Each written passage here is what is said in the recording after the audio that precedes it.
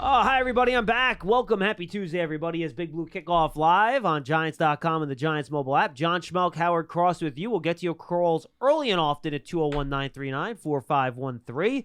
I have not spoken to you since the schedule came out, so I'll give you my take. Howard will tell me why I'm wrong. We'll fight. We'll argue. It'll be great.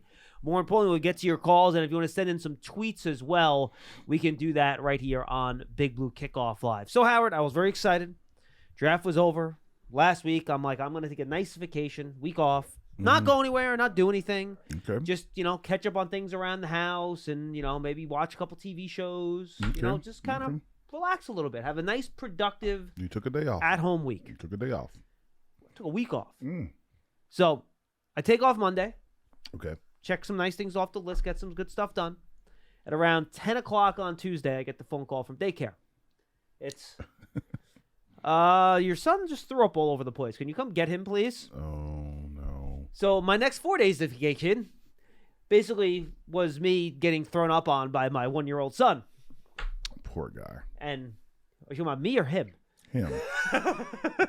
You're supposed to get that. That's part of it. Yeah, yes. But usually when you're on your vacation, you shouldn't be wishing you were at work. And that's kind of where I was last Tuesday to Friday at home. Nah, you can't do that. You can't. You gotta be wishing you're there in the mix with him, cleaning up the throw up, him looking at you like, yeah, Dad. I'm like, can't help you, son. I'm just here to wipe things up.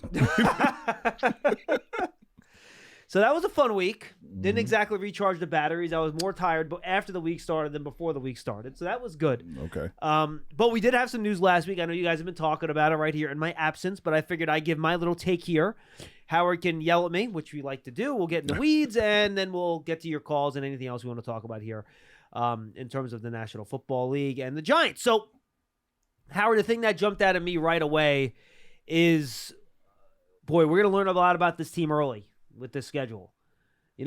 Week one, how close have you gotten with Dallas? Last year there was still a gap there. How much have you closed that gap? Week one, back getting the tradition of home opener on Sunday night against the Cowboys, or at least the season opener. Usually it was in Dallas. Now it's at home. Thank God. Okay. Yeah, thank goodness. So thank you, NFL. Merry Christmas in Philadelphia. There's no Merry Christmas. My kids will be thrilled about that. They won't remember. They're too little. My daughter will remember that. She still remembers last year when I wasn't there on Christmas Eve. Okay. All right, so you got Dallas week one. Your only little break is Arizona week two. Their roster's not very good. Their quarterback is an issue. Kyler Murray's hurt. So soft landing there. But then you get 4 consecutive games against playoff teams. In fact, 5 of the first 6 weeks, you're playing playoff teams from last year. Okay. So you have the 49ers, who were in the NFC Championship game. No quarterback. Well, we'll see who the quarterback is. We don't know who it's going to be. Okay. It could be Purdy. It could be Trey Lance. It could be Sam Darnold. I don't know. It could be one of those 3 teams. But they're extremely talented. They're a good football team. Yeah. No quarterback. Yeah, it didn't seem to matter last year when Brock Purdy was still putting up 25, 27 points per game. Brock Purdy is their starting quarterback. He won't be there. No quarterback. We'll see it week 3. I think that'll be close. Yeah, Tommy John surgery or something? Said recovery 6 months. Okay, whatever. I don't know. We'll see. We'll see who the quarterback is. I don't know. Seahawks in week 4. Okay. What do you want me to say about that? Nothing. It looked like you wanted to say something, so I was giving you an opportunity. But then you passed. It's your commentary. I'm supposed to comment on your comments. I know. I was waiting for your comment on my comment. You just said Seahawks. That's not a comment. That's a state. You just pointed out. That's a fair point. Well, Seahawks, Geno Smith had a nice year last year. 3 very good receivers. DK Metcalf, Lockett, then they drafted Jackson Smith and Jigba. 2 good running backs. And Kenneth Walker, they drafted Charbonnet out of UCLA. Good talented team. Tough game. Beat the Giants last year. So that'll be a tough game. At home this time. Monday Night Football. Then at Miami and at Buffalo. And if Tua is healthy, and that's an if, very explosive offense. And then the Bills, obviously, very explosive offense for them. So, you're going to learn about the team. And more specifically for me, Howard, you're going to learn a lot about this defense to see where you're at after these first 6 weeks. Dallas is a good offense. The Niners, about Kyle Shanahan. Seahawks, Dolphins, Bills. These are all teams that can move the ball. They can make big plays down the field. They can score the football. So I think early on in this season, this defense is going to get put to a test here. We're going to learn about Deonte Banks. And look, corners it's hard making that transition from college to the pro. So he's gonna learn a little bit. He's going to see some big-time guys, too. Yeah. He's going to see some big-time guys. But it's going to be a great experience for him. I think, also that, catching teams early in the year is best for teams that are, quote-unquote, developing and are trying to get there. So I think the Giants have, equal footing almost because it's early in the year when both teams are playing that early. Yeah, the problem is I think 5 of those teams are pretty established, right? Like Dallas, same coaches from last year. Niners, same coaches from last year. Seahawks, Dolphins, Bills, same coaches, same quarterbacks. I'm looking at Dallas at, Mike McCarthy is now calling the offense. That is true. Yeah, the defense should still be the defense, but Mike McCarthy is now calling the offense. And it's going to be a question if he's going to try to run the ball. Does he have the people to run the ball? Are they bringing Zeke back? Do you believe him? Do you think they're really going to try to focus on running the ball this year? Or you think that's just Tim talking? I think that early in the season, I don't think he has enough guys to run the ball. I don't know who the backs are going to be. I don't know who I think. Yeah, you figure they're going to add a second back, right? They're going to have to. Like it wouldn't shock me if Zeke. Pollard won't be playing. No, he'll be back. He'll be back for week 1. Yeah. Okay, we'll see. He had a knee, right? No, he had a fractured leg. Oh, fractured leg. So yeah, he won't be effective. So then we're looking at Zeke probably being back. Well, that's the question. I wonder if Zeke goes back on a very, very light contract. If he's looking around, the NFL, I would go back with a heavy incentive-laden contract. Yeah, that's what I would do. I think that probably makes sense. And then there's news that Dalvin Cook might get released, and then who knows where he winds up. Exactly, another guy. Backs. There's so many backs coming out in the draft every year. These guys are having a hard time. Then week 2, we talk about Geno Smith. I like Geno Smith. I like the Seahawks. How's their offensive line? Did they improve it? Did they leave it the same? I mean, they had 2 rookie tackles last year that played pretty well. They're going into their second year. They should be a little bit better. Should be a lot better. They added another interior offensive lineman in the draft, I believe. I'll have to double check. I forget who it is, but I believe they did add someone in the draft. Oh, they had Cody Mock, I believe. Yeah. The offensive lineman. So look, they're going to be a tough team. Yeah, they're going to be good. Seahawks going to be a good team this year. They're going to be a tough team. They're going to make a lot of noise, and the West out there is very unsettled. Just between them and the Niners really battling it out. So it's gonna be a really good year. Yeah. So those first 6 games, you're gonna learn a lot, and then you get the Commanders. We don't know what the quarterback situation is gonna be there. Is that gonna be Sam Howell? Is that gonna be Jacoby Brissett? I don't know. Exactly. I don't think anybody does. Then you get Aaron Rodgers and the Jets, with possibly no tackles. By the time that game gets around, they might both be injured. I'm not wishing that on them by any stretch. No, but they have been. Yeah. And then if they're both injured, then who knows? Then there's the quarterback not far behind that conversation as well. But look, 4 out of the 6 on the road. Then you get the 2 at home, and then you get 2 more on the road at Vegas and at Dallas and at Washington. So, Howard, it's kind of amazing. In the Giants' first 11 games, 7 are on the road. Yeah, but some of that's by Giants' design because they went to the West Coast. They wanted to stay out there. Mm-hmm. Right, so you want to stay out there because you don't want to have to travel back and forth, especially a Sunday to a Thursday night game, right? Yeah. And so you're trying to protect yourself in that aspect. So you have to do a few things to try to get the schedule your way you want. I know people are like saying like, the commissioner is really mad at John Mayer and he gave him a bad schedule. Like, no, the Giants kind of helped orchestrate some of this because they're gonna need to rest. Well, it doesn't help either when you're playing the NFC West. Yeah, I mean, you're gonna have a West Coast trip, and you're also playing the AFC East, which is one of the best divisions in football. And then obviously the NFC East is strong too. So just the nature of the opponents, we've talked about this on the show before. The schedule's a lot tougher just because of the way the schedule naturally shifts from year to year. Mm-hmm.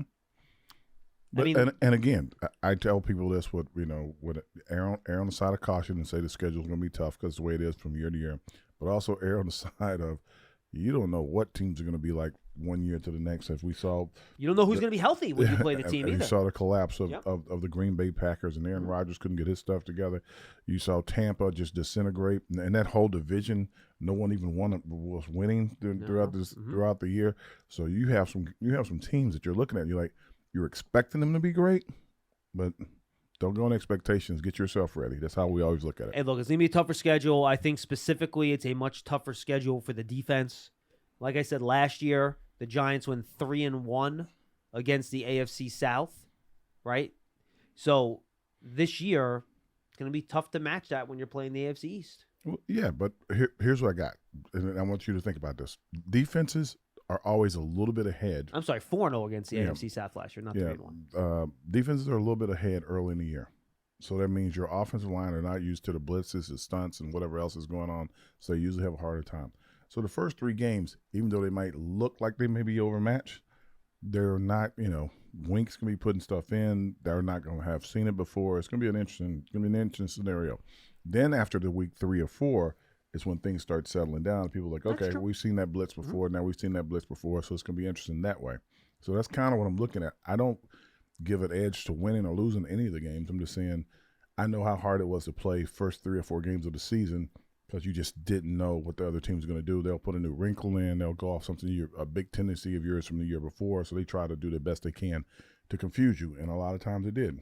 Yeah, I think the big thing for me, and then we have a bunch of calls in line we're going to get to right now, there's just not a lot of soft landing spots in terms of opposing quarterbacks, Howard. And that's something you brought up earlier, which is right. Yeah. Because you don't know what team's going to be good, what team's going to be bad, and you don't know who's going to be healthy either. But you do know what the quarterback of these teams are going to be. Historically, yeah. Right. And last year, you got a game against the Colts. You got a game against the Texans. You got a game against Tennessee. Mm-hmm. You got games against teams that did not have very good quarterbacks. And the only games this year that you're heading into where you can really say that about specific teams. And again, we don't know what happens with injuries. No. The Cardinals in week 2, where you're like, I don't know who the quarterback is. San Francisco. The Commanders twice. San Francisco, you don't know who's going to be the quarterback. Yes, but that offense, and I know this sounds crazy, but Shanahan's almost made that offense quarterback proof in a lot of ways. I'm going to say no, he didn't. Because if he did, he wouldn't have had Brock Purdy starting. He'd have had somebody else starting. No, but the offense still worked with Brock Purdy. That's why it's quarterback proof. That was their third quarterback. But the point is that Brock Purdy is pretty good, and people didn't realize that. Or they penalized him for his height or whatever. And then he shows up and he plays well. I think that good quarterbacks work that offense well. I don't think that everybody's that good that can work that offense. And I think you're going to see that if the third guy that we mentioned gets put in there because he's had a hard time wherever he's been. With Darnold, you talking about? Yeah. And I don't want to be beating on Sam because it's not really fair, but you will see a huge difference if he's in the game. Well, remember, we go back, though, when C.J. Beathard was there and Mullins, they had a couple really big games for them, too. Mm-hmm. It worked pretty well, but I'll say everybody's not the same. No, everyone's not the same. Yeah. That's true. Yeah. So, I'm not a big Garoppolo guy, but Mac Jones, if those are the worst quarterbacks on the schedule, Carr, you have a pretty, if that's one of the worst quarterbacks on your schedule, he's a middle of the road quarterback. Yeah. Well, again, I think New England's going to have a better chance now. They got what's his name back in there? Oh, your guy, Bill O'Brien. Yeah, thank God he's away from the Tide. He's more of an NFL guy. Once he's back, I think they'll play a little bit better. I think, I'm really interested to see what Carr's going to do. I'm really interested to see, what Garoppolo's going to be able to do because, both teams took them out of necessity, not because they had like, oh, you're our first choice, we want you and only you kind of moments. I'm really interested to see, later in the year, like how healthy Tua is going to be. How are they going to try to protect him this year? Sure. And that's going to be interesting to me. The Jets thing is still going to be the Jets thing. I think that as long as they can keep Aaron Rodgers clean, he can play. He can be the old Aaron Rodgers. And I think he has like a little, chip on his back, and he would like to, make a point. And he has good weapons around him too. Yeah. So that's pretty good. I'm interested to see what Dak's going to do. If they're going to put more responsibility on Dak, or they're going to pull some off of him because he got a little loosey goosey last year with the ball. He did. Yeah. Yep. So. You got a lot of quarterbacks, and same thing with Josh. Man, Josh Allen was is a beast, is a monster, is all these different things, and also will give you the ball. And I don't know why he's been doing that. Yeah, he needs to almost do a little bit less. Yeah, so like it's going to be interesting to see how these teams try to reel these guys in, and if not just if they can reel them in, but also what kind of offenses can they put? Like, okay, I need you to do this. You're going to have to do whatever this is, and see if it'll work. All right, let's get to it. 201-939-4513. All right, we got Tom, David, and Vic. We're going to take you in order, but first a reminder to go subscribe to the Giants Huddle Podcast. It's up on your favorite podcast platform, the Giants mobile app. Just search for Giants Huddle Podcast. We have interviews with national figures. We have interviews with our coordinators coming up. We have an interview on the schedule release from late last week. Madeline talks to Charlotte Carroll from the league office. A lot of good stuff coming your way. Lance and I'm not sure if it's up yet today, but it will be shortly if it's not. Lance and I talked to the head coach of the Maryland Terrapins, Mike Loxley, about Deonte Banks coaching him in Maryland. So that was a good interview. He's a good dude. All right, so let's get to it. 201-9. He actually coached at Alabama with Brian Dable that year. Roll Tide. And I know. I was just making sure fans understood why you were rolling with the Tide there. All right, let's get to our phones. Let's go to Tom in Stratford first. Tom, what's up? Good afternoon, gentlemen. Before I get to my reason for my call, I just want to say, Joe, someday you will cherish those memories of your son throwing up on you. Thank you, Tom, but that day is not today. Oh, I know it's not today. Someday it will come. Trust me. I try to tell him all the time. As I'm like, oh my God, who is this boy dating now? My son. So you'll get there.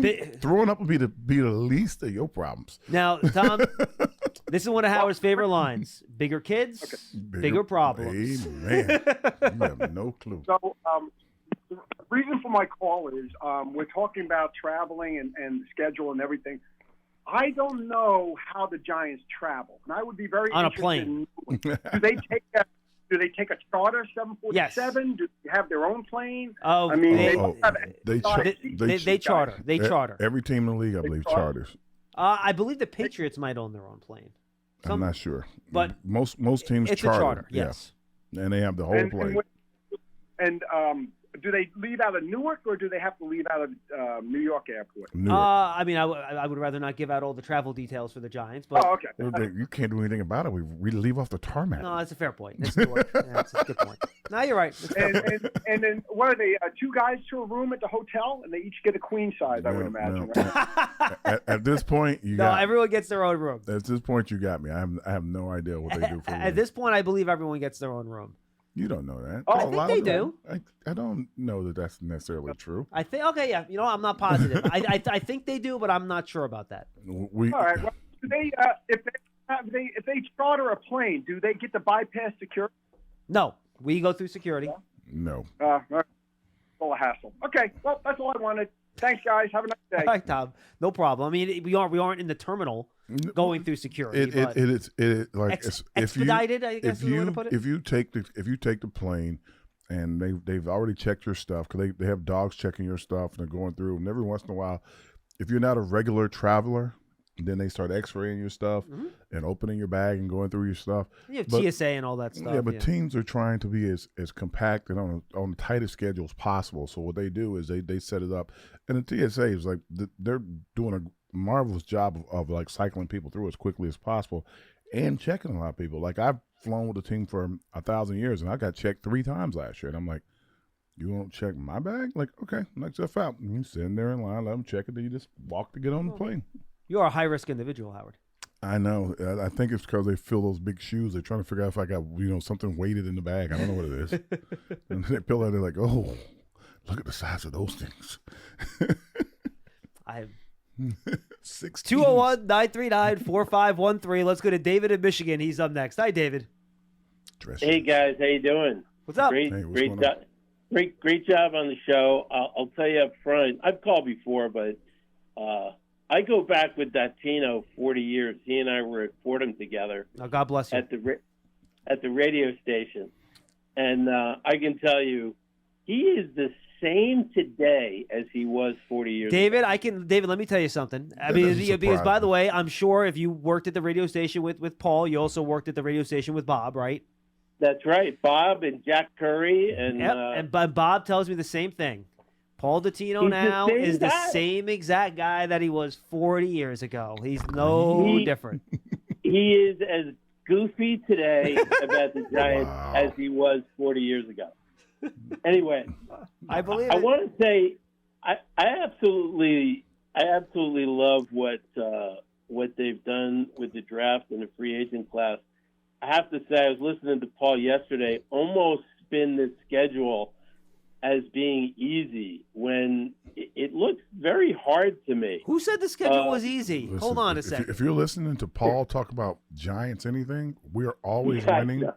We're always winning. We've never lost. Now, I will say this. And I looked at some of these details. Like, there aren't as many games this year where the opponent's coming off of a bye and things of that nature. So in that way, I guess it's a little bit of a break. But in terms of strength of opponent, I think the Giants and the Cowboys are tied for obviously the divisions are all going to have similar schedules because of how it's set up. The Giants and Cowboys, I believe, were tied for the third hardest strength of schedule based on last year's records in the league. I think the Eagles were the hardest. And I think that I think mostly, if you think about it, also that we're all playing against each other. The AFC East, the NFC East. There's gonna be a lot of teams beating up on each other. Yeah, it's NFC West, AFC East, and NFC East. And we're gonna be beating up on each other. Yeah, and look, here's the bottom line. And if you look at last year, the reason the NFC East had such a good record, they all just beat the crap out of the AFC South. Yeah. I mean, they just destroyed that division. That's why the NFC East records were all kind of inflated, because they just dominated the AFC South. And guess what? It's not going to be that way against the AFC East. It's a lot tougher. We'll figure it out. When the schedule came out, and I hate to admit this, Howard will probably tell me to just stay out of social media, but all the Daniel haters, they said, "Oh, here we go. The toughness of the schedule now is going to give fuel to all of the Daniel Jones apologists, to protect him for yet another season." I want to say I didn't play ball at the same level Howard did. The last time I tackled anybody in anger was 1983, I think, when I was on the Fordham team preseason before the last of my knee gave out. Oh, Lord. But I think when you played the game, you can see it's not fantasy football. It's not looking at the statistics. But when you've played the game and played with quarterbacks, you can see that this guy completely bloomed, and that the only thing that was missing was a sufficient number of targets, and also the offensive line was essentially brand new as a unit. So now we're going into this next season with a crowded wide receiver and tight end room with quality, and an offensive line unit that had a whole season to gel. Granted, there's going to be a new center, in there, but I haven't been this excited about a season coming up, and just counting the days until that Cowboy game, in 15 years. Well, I would say this: when there's not going to be any Daniel Jones apologists in this room, I think Daniel Jones. And by the way, not 15 years. That brings us back to Super Bowl teams. How about 10 years? He said 15 years. Yeah, he said that excited since then. Okay, yeah, but he said he hasn't been that excited in 15 years. The Giants won a Super Bowl 11 years ago. I thought he said. Okay. I was round 10 years. 10, yeah, go 10. It's fine. 10, sorry. COVID adds years to anything. Yeah, that's a fair point. So I think that Daniel's, in fairness to Daniel and everybody around him, I think that he has a lot more to work with. And I think that, the second year with Neal on the right side, I think, Thomas, there's no doubt he might be, all pro again. Yeah. I think the center, not just I don't want to call him an improvement or not an improvement compared to the guys last year, but I think from what I've understood, super intelligent guy, very intuitive. 6-year player in college. Yeah, understands what's going on. So he's one of the smartest, in the moment game. I think he's one of the best, smartest quarterbacks in the league. I just want to say one more thing, Howard. I'm an Irish American, which means I'm a Notre Dame fan. I'm really looking forward to seeing your son again this year. Thank you so much. And I hope he gets drafted. Is he interested in playing in the NFL? I think every kid is he interested in plays in college. Let me put it this way: I have never seen a guy get drafted and say, "Nah, I'll pass." No, there are some. No. There are some players. There are some guys that have passed. Yeah, some Rhodes Scholars and stuff. Yeah. Well, no, I was thinking maybe he wanted. I don't know. I think he's good enough. I don't know that he's first round pick material, but he looks to me like a guy who can hold his own, like his dad. Yeah, I think he's a better player than I was at that time in my life. He, more. That's because he has you coaching him. Well, whatever it is, he's a lot better. I think I think in this day and age, I think kids either have like that social mental hey, I really want to do this all the time, or they have like, oh, it'd be nice to play in the league. So, I'm trying to make sure that he understands that, like, yeah, you got to want to do this all the time. Yeah, it's a job. More than anything else, because I think guys get shocked by that.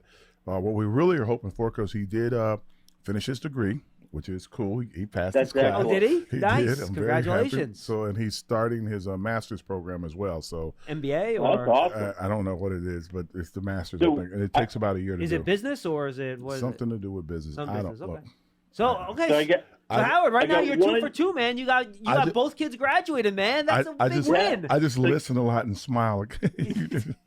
So I got one just very last thing. I ordered my game shirt for the coming season.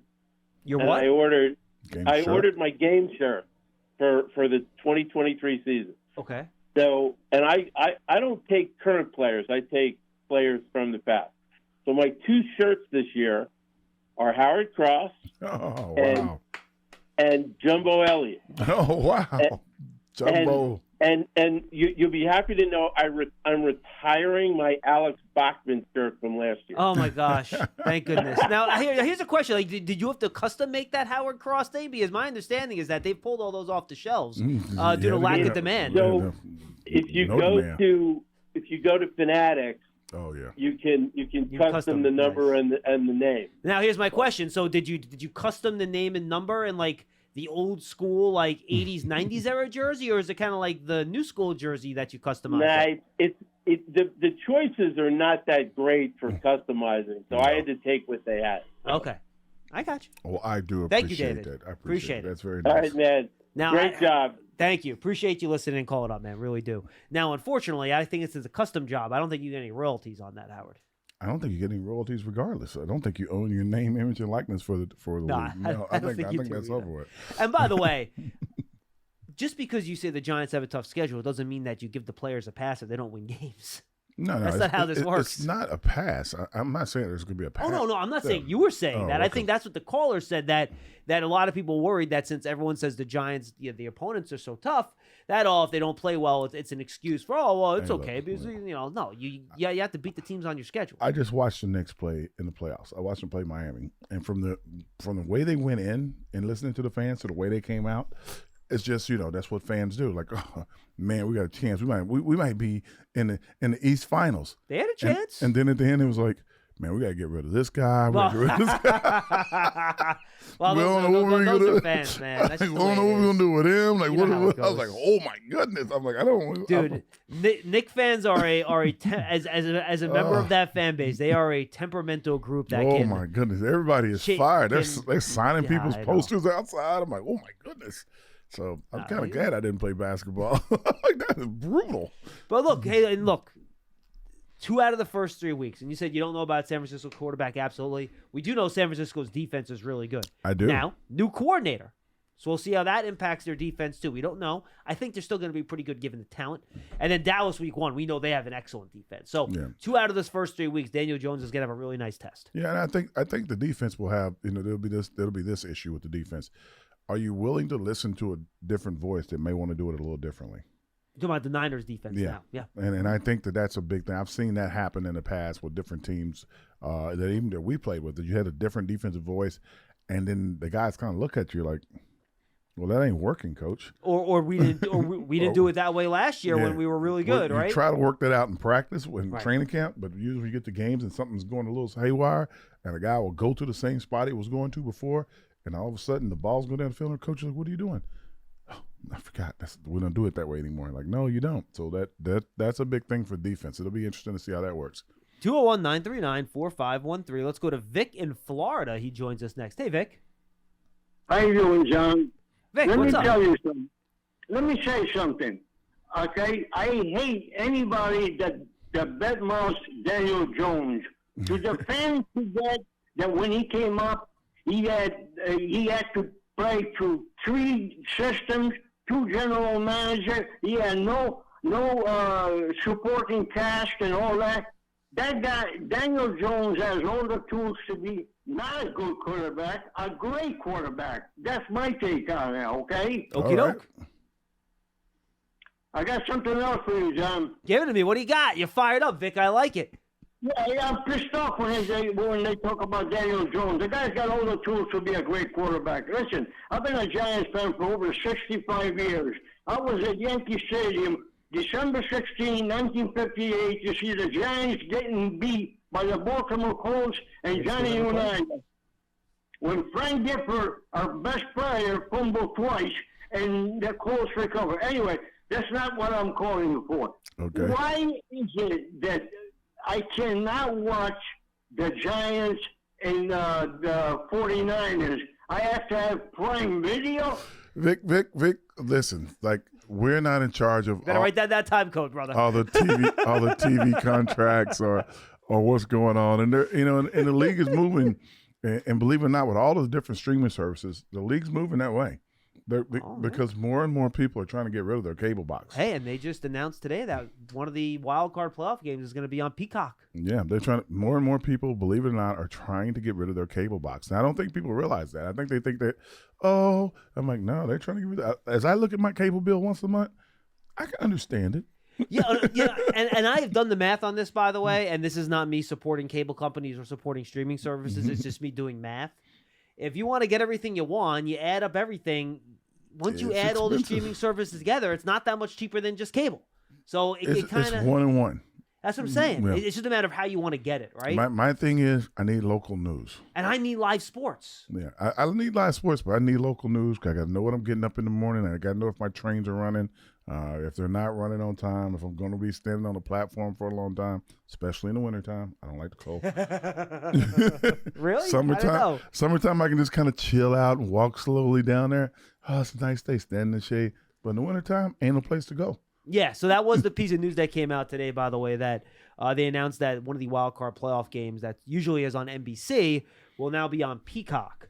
Now, they have not gotten into the details of it. I'm assuming it's only going to be on the paid version of the Peacock streaming service, because there is a free version of that. I got money that says it's going to be on the Peacock. You can bet on this. It's going to be on Peacock, but you can still be able to get it on NBC in some shape, form, or fashion. You can, and the reason why is I can tell you what they said what they're going to do. What are they going to do? So it will only be available on live TV on NBC in the local markets of the two teams playing the game. So what they're doing is they don't want the two teams that are the two cities to lose their viewership, right? And they want everybody else to pay a little extra to see it. That's what they're trying to do. Now, here's the other trick with that, and this is why I think people miss this too.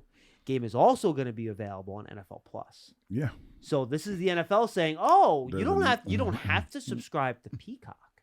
If you're just subscribed to NFL Plus, you can see the game." So it's a way for the NFL to also promote one of their own streaming services they're trying to get people to subscribe to. And by the way, we support all those people. They support us. Oh, I am a subscriber to NFL Plus. I like NFL Plus. It's excellent. I got all of it. It's a good service. Absolutely, 100%. I'm not decrying them. I'm just explaining to people why they're doing. And my cable service. So I got a lot of stuff on my bill. It's okay. Don't talk about it. Next caller. We all pay for a lot of stuff. That's kind of the bottom line. Hey, Giant fans, take your fam to the next level with a season ticket membership. Stay connected to the club all year round, not just on game days.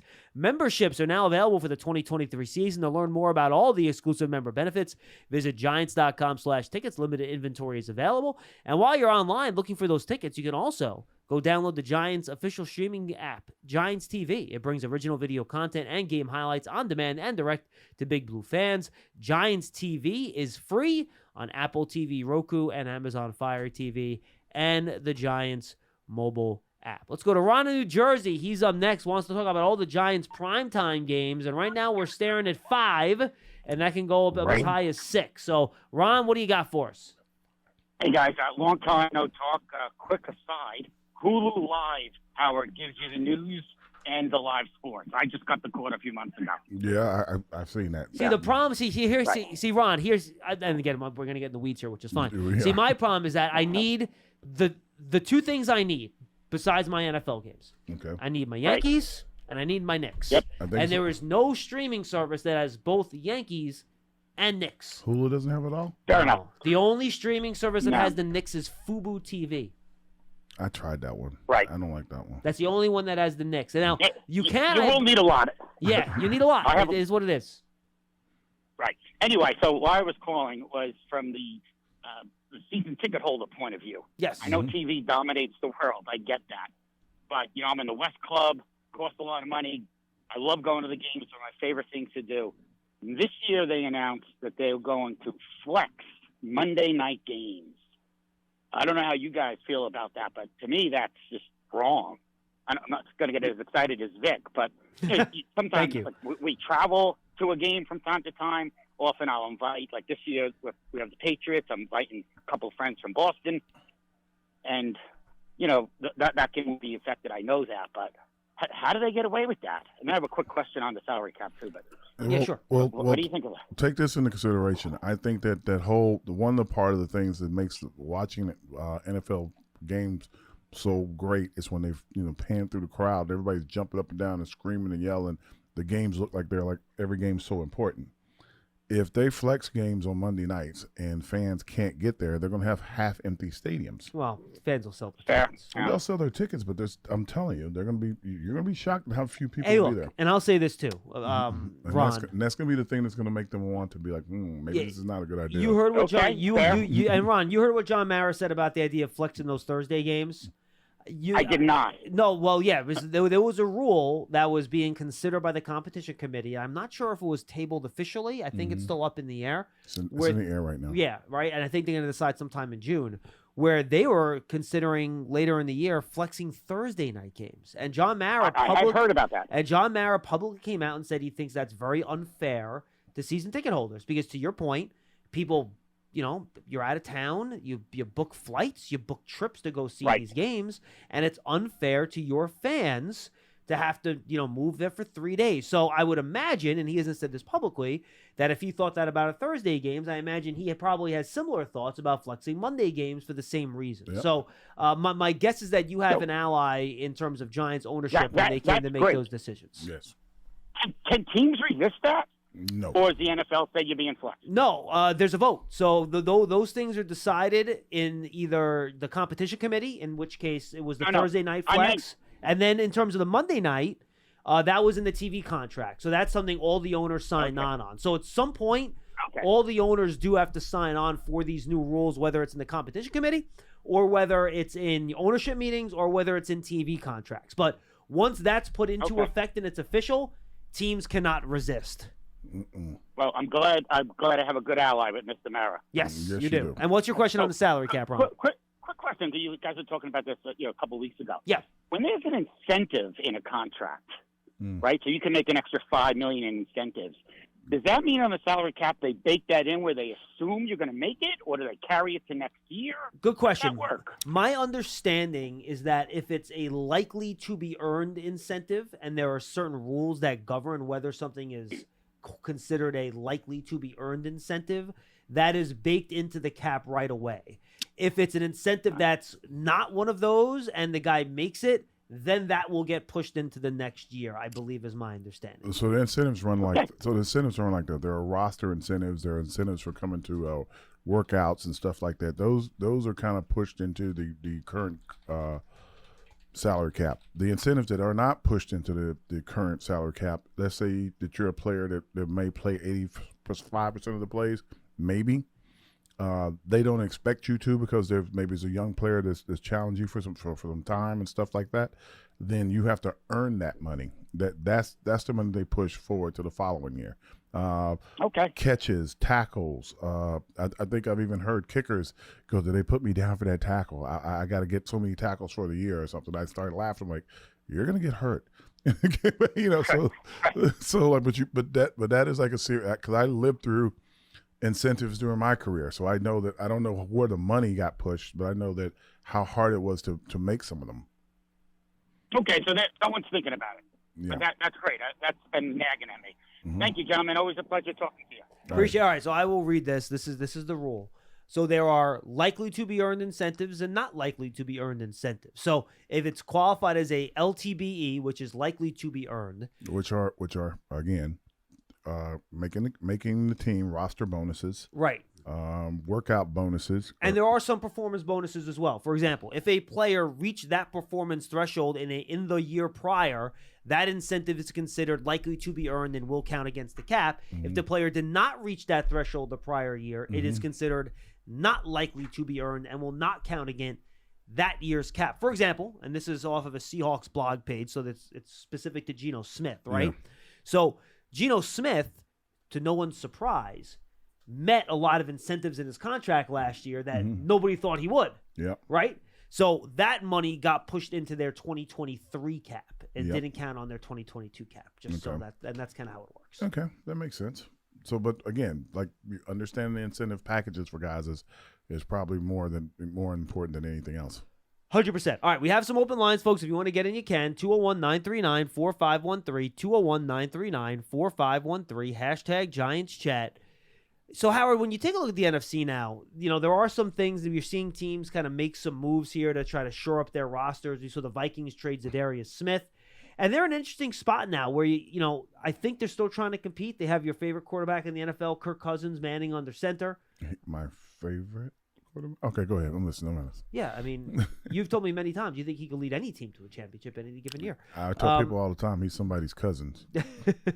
So you kind of wonder what the Vikings' path this year now, because there were reports over the weekend that Dalvin Cook could be either released or traded. They re-signed Alexander Mattison, who's their backup to a 2-year, small money deal. And then it's interesting, if they can't find a trade for Cook, and it seems like they couldn't around draft times, I would assume they wouldn't be able to do so now either. And they release him. I mean, you have a number of teams here that could use a Dalvin Cook. Could Dallas pair him with Tony Pollard? Could the Bills bring him in as a guy that can, help? Then he can go with Cook, his brother, up there in Buffalo. So I think there are some interesting spots in the NFC where I think he could link up. What if the Eagles try to sign Dalvin Cook? I don't think the Eagles are going to sign him. They got enough backs.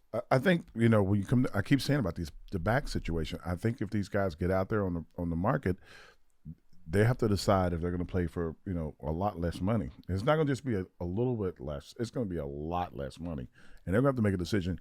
Am I still willing to go out there and try to do that? And then, if you're signing for that much, guess what?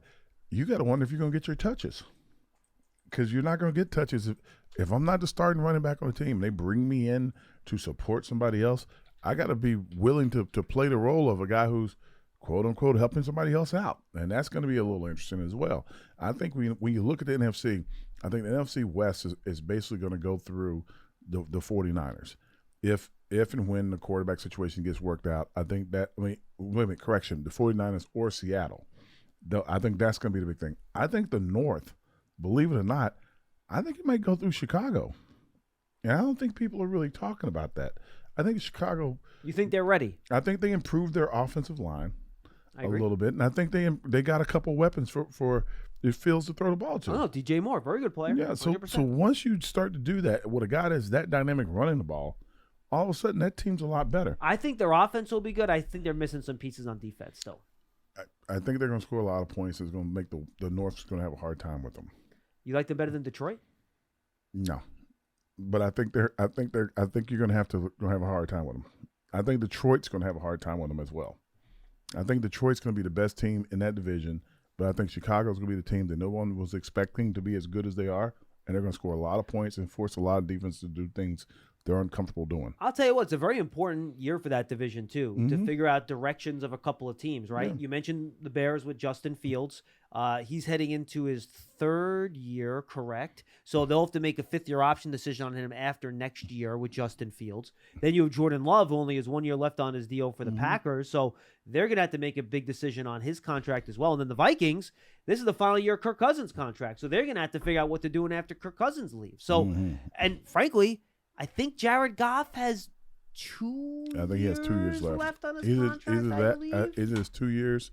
This is not a new contract. I think it's 2 years, or he is. Oh, yeah, it isn't a new contract. He is, he signed through 2024. Yeah. So that's 2 years left on his contract. So that NFC North is really kind of in the state of flux, and frankly, so is the NFC South, right? Derek Carr's a short-term contract. Bryce Young's on a rookie contract. The Bucs are kind of Baker Mayfield, exactly. Could be or could not be.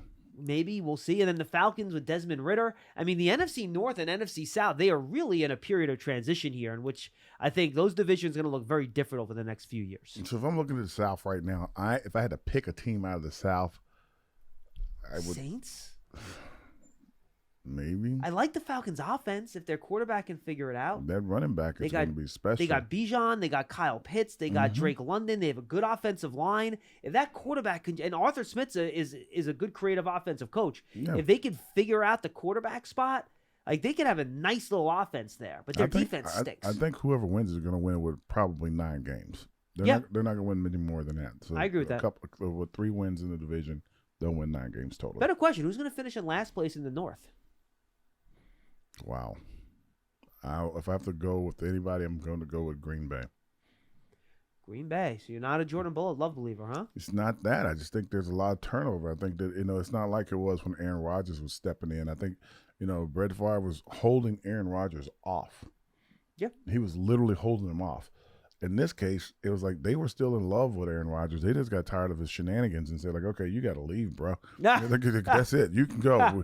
You want to leave, go in the darkness. When you go in the darkness, stay in the darkness. They didn't want anything else to do with him, and he left. That's why he was so excited about coming out of the darkness to go play for the Jets, because he was like, and by the way, Jets were the one who pushed for him. It wasn't like every team that needed a quarterback was pushing, like, we want Aaron Rodgers. There was no big giant market. And just like it was no market really for Lamar Jackson. Yeah. So like you got to wonder, like, okay, what is the real deal with some of these transitions and stuff? So that's why I'm saying Jordan Love has his one opportunity right now to figure it out and get it done. So that's going to be the big thing. I think like the South, like I said, you're saying New Orleans. I'm gonna say roll tide. I'm gonna say Carolina's gonna give a good push. I like Bryce Young, man. I'm a big Bryce Young guy. And they have a good roster. They did a good job putting people around him to protect him, to keep him upright and safe. He's very creative with the ball. If he can get a couple guys that can catch the ball, has a good tight end and a decent running game, they're gonna be a good team in the South. I mean, and for whatever that means, this is just gonna be the South. I think the NFC is pretty. I'll be honest with you, Howard. I could be convinced that the Saints, the Falcons, or the Panthers could win the NFC South. I would be very surprised if Tampa did it. Yeah, if you were looking for teams right now, and it's way too early to do this, but if you were looking at teams today and you were trying to say who was going to make the playoffs from NFC, where would you go? From how they're presently constructed, what would you think? The only teams I would feel somewhat sure about, that I would feel really good about picking them to make the playoffs, are the 49ers, the Eagles, Cowboys. The Cowboys made it last year? Yeah, they went like 12-4. Okay. Those would be the only 3 teams that I feel really good about. The next group of teams that I feel have a good chance: Giants, Seahawks, Lions.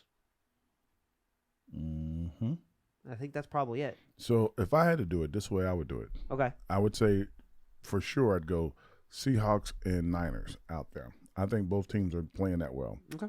I would go Eagles. You're off on the Rams. I'm just Rams. Okay. That's fine. I'd say Eagles. I agree with you. And maybe the Cowboys or the Giants. I'm not sure where each team really fits.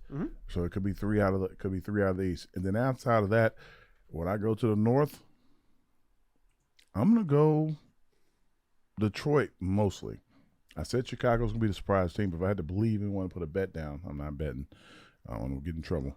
I'd say Detroit. The problem would be who would you pick in the South, and I'm still gonna say Carolina. Last year, the Bucs were 8-9. They won the South. Yeah, but it's not gonna be that way this year. No, I agree with that. It's not gonna be that way this year. So, yeah, I mean, I don't know what other team, and that's 6 spots, and you have 7 spots, right? Yeah. So who emerges as that 7 team? Is it the Commanders? Could they make a run? They were close to the playoffs last year. Could it be, the Vikings who went 13-4 last year? Are they still in the mix there? I think they have a shot. Is it the Bears or the? Look, I think the NFC is a wide open conference, Howard. It's a wide open conference. That's what's so exciting for the Giants, right? Everything's right in front of them. Make the playoffs and make a run. That's what I'm going to say. It's going to be Atlanta. I think Atlanta would probably be the last team in, and that's just me guessing without. And you never know what everybody's going to do. And I don't want to give it to Atlanta because Ritter, I don't really believe that Ritter's going to be that great. I would like for him to be better than he is. But, you never know. No, you don't. You don't. But I think they'll put structure around him to help him succeed. We'll see to what level he's able to succeed. Like I told people years ago when I was watching Brady early in his career, he was throwing the ball to Randy Moss and I think it was Wes Welker. Wes Welker, and everybody was like, when was Castle got in the game, Matt Castle, they're like, they don't have a shot. I'm like, dude, I could throw the ball to those two guys.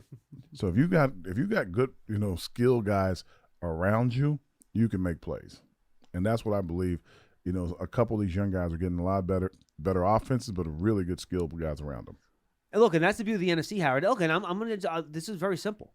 How many NFC teams last year do you think had a Do you think had a positive point differential over the course of the regular season? A positive point differential. Yeah, that scored more points than their opponents. I'm gonna say in the regular season. I'm gonna say right now, if I had to, if you want to name teams or give a total, you can do whatever you want. I'm gonna say San Francisco would be one. I'm gonna say Philadelphia would be two. San Fran, by the way, for the record, was plus 173. Mm-hmm. The Eagles were plus 133. Those are the two best. The two best. So with those two, I'm gonna say. We couldn't say the Giants could got blown out one time. Giants were -6, correct. Yeah. 1, 2. Dallas scores a lot of points, so I don't think they got blown out anytime. So Dallas had to be in there. They were the third best, plus 125. Only 8 behind the Eagles, by the way. Minnesota, believe it or not, was at 13-4, was -3. Wow. You talk about them winning close games all the time. It's reflected in their plus minus. Detroit plus 26. All right, that's 4. Is there another one? You tell me. Do you think there's another one? Yeah, Seattle plus 6. Yeah, that's it. There were 5 teams out of 12 in the conference that finished with a plus minus in the positives, and the teams that were close were, you mentioned the Giants at -6, the Vikings at -3. And the Packers at -1. Mm-hmm. Everyone else was -10 or worse after that. Interesting. Saints were -15. They were the best team in the NFC South. Yeah. Okay. Well. The amazing thing is that the Bucs won the NFC South.